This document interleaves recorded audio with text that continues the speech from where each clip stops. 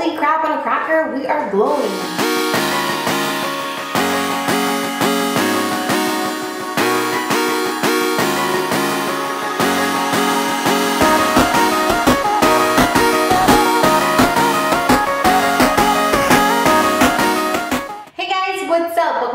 To my channel. I am back today with my first Valentine's Day inspired makeup tutorial, and I wanted to do something very glittery and girly and feminine and pink, and this is definitely it. Now I wanted to do a shade of pink that was a little bit more wearable. I didn't want to do something like too pink or too hot pink. This is definitely more of a neutral silvery type of pink. I hope that makes any sense. I know this look is not going to be everyone's cup of tea because it is pretty intense. It is pretty smoky and pretty glittery. It's definitely very out there. So don't worry, I got you covered. I have another makeup look coming up by the end of this week. Hopefully I can film it and have it up by Saturday. I also wanted to mention that the face makeup for this particular look is a 100% drugstore.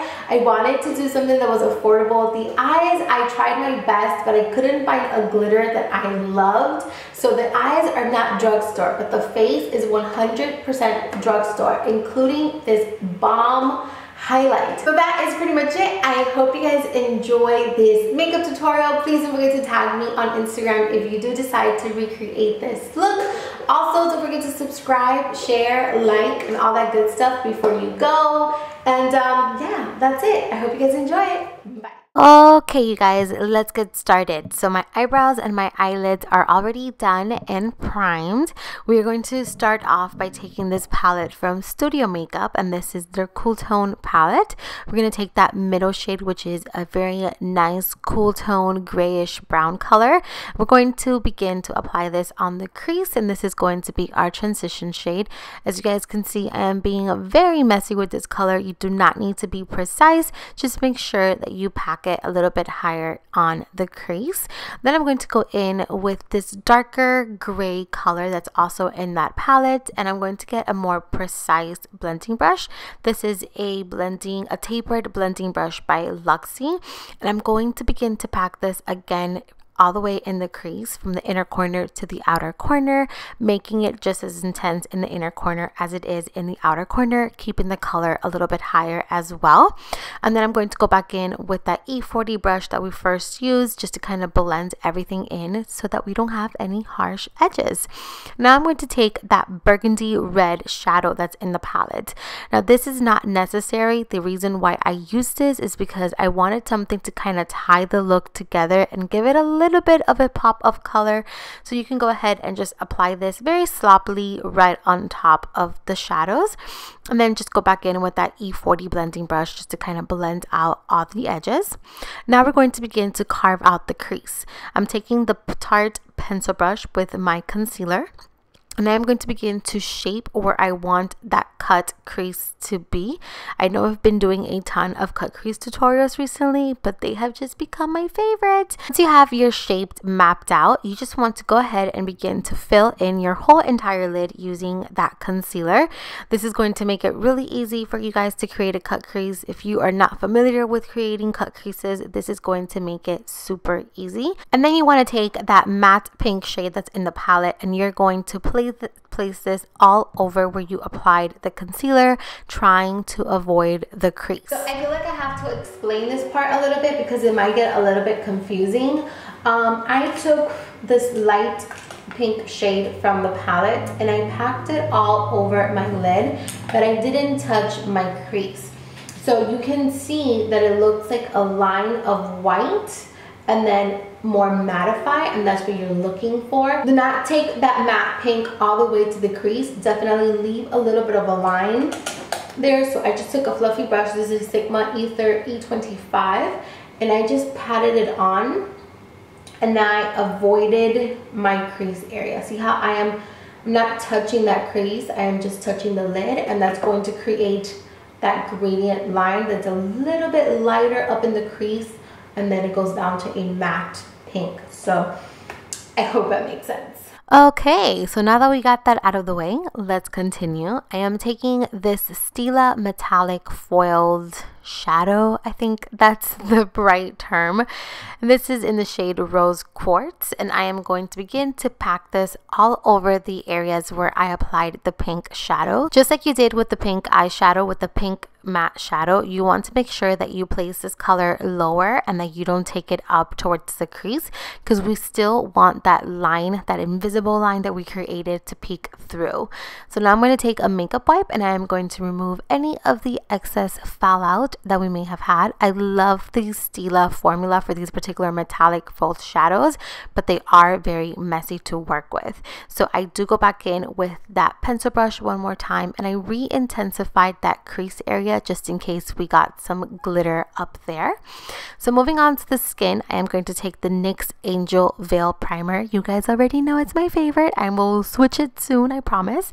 And I'm going to apply this all over the skin to prime the skin. And now I'm going to go in with my Marula Facial Oil and my Beauty Blender, and I am going to go ahead and apply this all over the skin. My Beauty Blender was actually dry when I did this. I just really wanted that moisture to kind of peek through that blender. Now I'm going to take this NYX color corrector pencil, and OMG, I hated this product. This was my first time using this product, I believe, and I absolutely hated it. It peeked through my concealer. It gave my under eyes, my under eyes look dry and horrible. Actually, my under eyes hurt right now.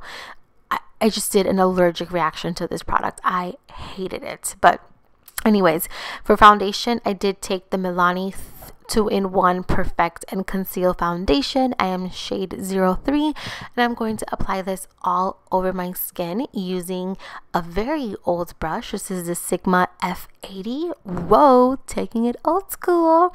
And I am just going to apply this all over the skin.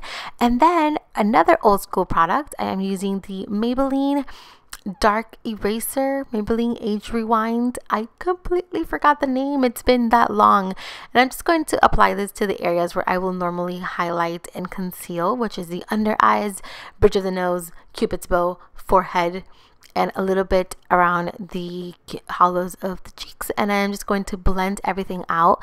And I forgot how much I loved this concealer. It goes on so perfect, so flawless. It's just beautiful. So I did go back in with that foundation brush one more time just to kind of blend everything out and make sure that everything is nice and blended. So now I'm going to take this L'Oreal Lumi Liquid Illuminator. This is the pink one. And I'm just going to apply this as a base for when we go in with our powder highlight. So just apply this with your damp sponge to the tops of the cheekbones. I also took it up towards the forehead and any areas where I normally kind of highlight. And then taking a brush, I'm going to dip it in to my Airspun translucent setting powder.